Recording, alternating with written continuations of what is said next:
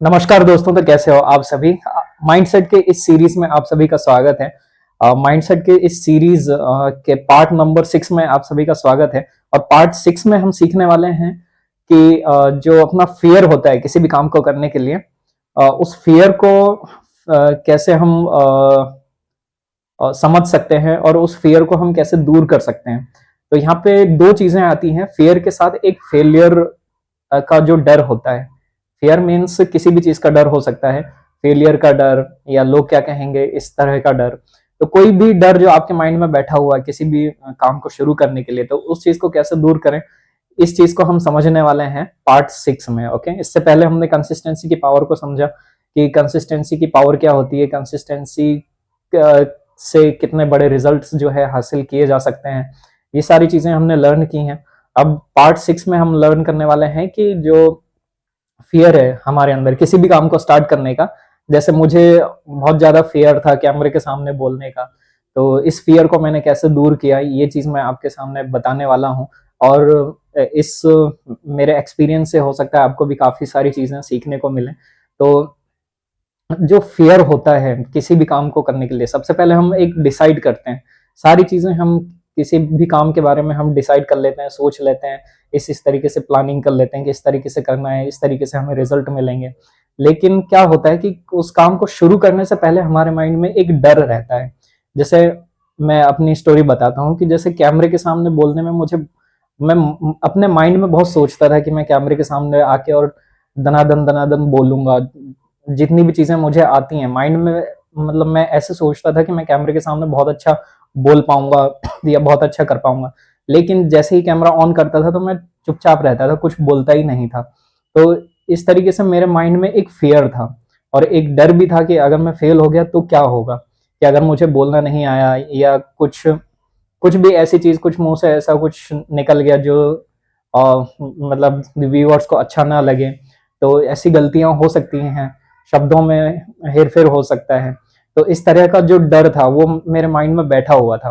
तो इस तरह का जो डर है, इस डर की वजह से मैं वीडियोस कैमरे के सामने आके और बोल ही नहीं पाता था। तो इस ये जो एक डर है, तो यहाँ पे हमारे पास दो ऑप्शन होते हैं। जो डर होता है वो हमारे सिर्फ माइंड में होता है कि माइंड में यदि हम डर रहे हैं तो हम उस काम को कभी शुरू ही नहीं कर पाएंगे। ओके, और दूसरी चीज होती है कि फेलियर की, यदि हमने शुरू शुरू कर दिया, क्योंकि शुरुआत में तो हम एक्सपर्ट नहीं होते हैं, शुरुआत में तो हमें एकदम से बोलना नहीं आएगा कैमरे के सामने कि हम क्या बोलेंगे कैसे बोलेंगे। अभी भी आप देख रहे होंगे इस वीडियो में मैं थोड़ा मतलब हिचकिचा रहा हूँ बोलने में, लेकिन फिर भी अब बोलने की कोशिश कर रहा हूँ। तो ये एक जो है एक स्टेज होता है फेलियर का, जहां पे हमें कुछ भी शुरू करेंगे, नया जब भी कोई नया काम शुरू करेंगे या नई चीज ट्राई करने की कोशिश करेंगे, तो उसमें 100% गारंटी है कि उसमें आप फेल हो जाओगे। मैं भी मतलब इस चीज को समझने में मैंने काफी टाइम लिया।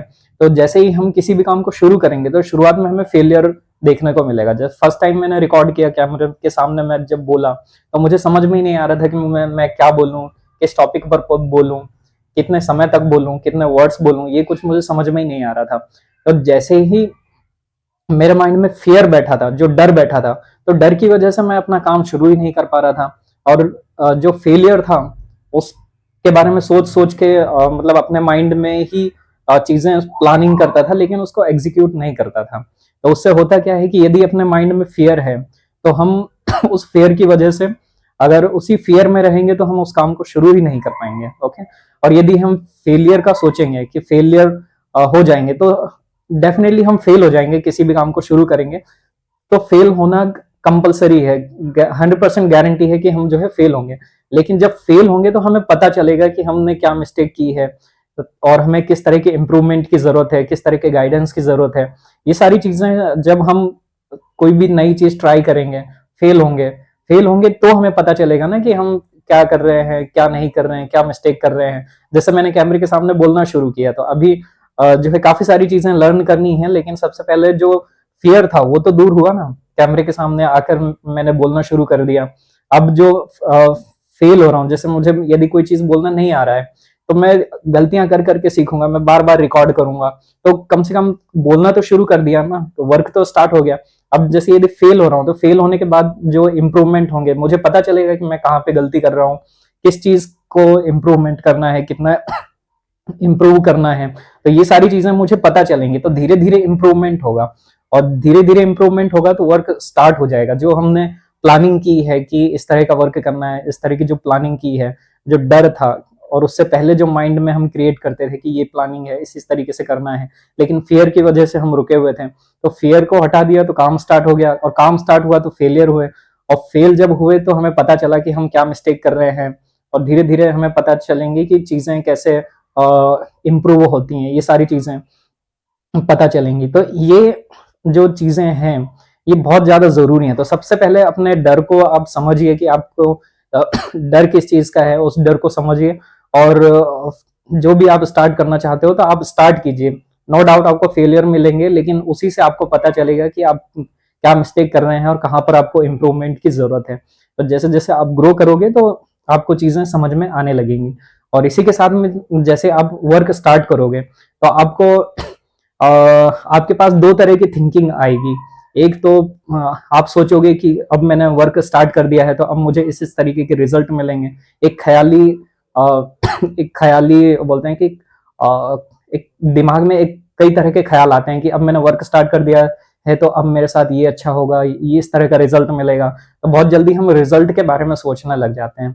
और दूसरी चीज होती है, दूसरी जो थिंकिंग रहती है वो होती है रियलिस्टिक थिंकिंग की, मतलब जो रियलिस्टिक में जो जो पॉसिबल है कि अच्छा भी हो सकता है, बुरा भी हो सकता है, तो इस तरह की चीजें आपके माइंड में आएंगी। तो ये दोनों तरीके की चीजें, जो एक तो एक डिल्यूजन वाली थिंकिंग और एक जो है एक रियलिस्टिक थिंकिंग, तो दो तरह की थिंकिंग आएगी। तो इन दोनों तरह की थिंकिंग को हम कैसे समझ सकते हैं और कैसे इन दोनों थिंकिंग को हम डील कर सकते हैं, ये अगले पार्ट 7 में मैं आपको समझाऊंगा, माइंडसेट सीरीज के पार्ट 7 में।